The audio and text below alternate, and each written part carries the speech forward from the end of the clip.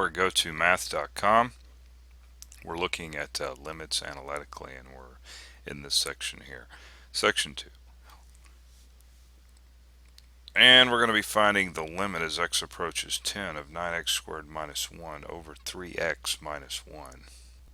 Now remember, we were concerned about getting 0 over 0, but in this particular case we plug 10 in and we end up with 30 minus 1, so that's not 0 in the denominator. Let's see what ends up happening here. Well, it looks like I went ahead and took it a step further and went ahead and factored it, even though it's not necessary to do that in this problem.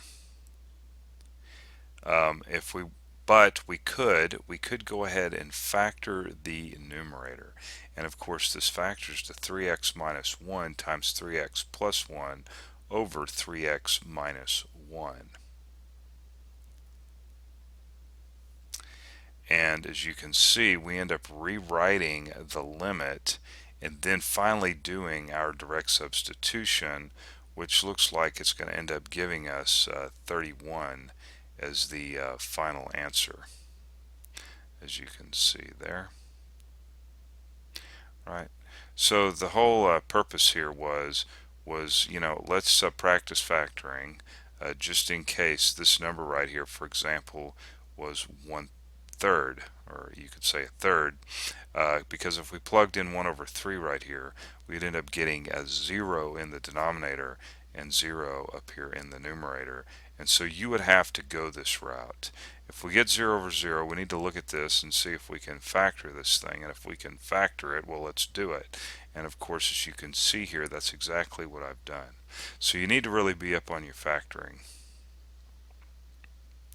right, up on your factoring, and getting 31. You can go ahead and do the direct substitution, plugging 10 in here. We'd end up with 30. We'd end up with 30 minus 1 is 29, and 100, 900. Let's see, 10 squared is 100 times 9 would be 900 minus 1, which is, oh my God, it's too much to think about. 900 minus 1 is 899. So 29 goes into 899, I hope, 31 times. And I'm going to go out on the line and say that it does. All right. So, okay. All right. I think I'm not going to the whiteboard on this one. So hopefully you understand what's going on here.